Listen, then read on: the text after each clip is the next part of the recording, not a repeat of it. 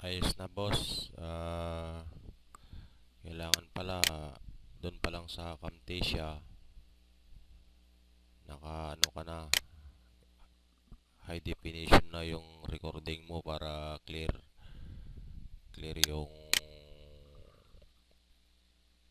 screenshot mo, video shot, tulad nitong ito.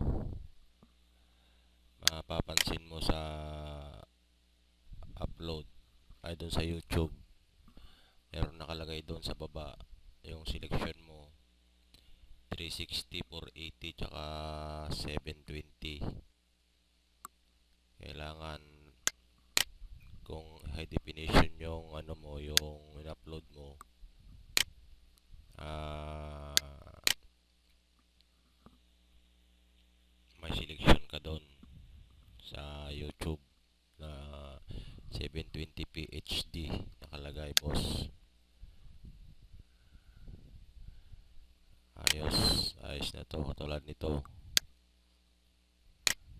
Kita mo yung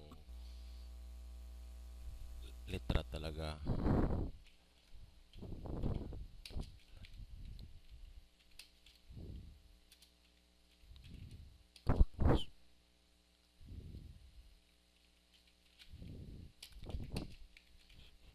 Salamat talaga boss, kailangan ko to, matagal ko nang hinahanap to. Sana marami ka pang matulungan.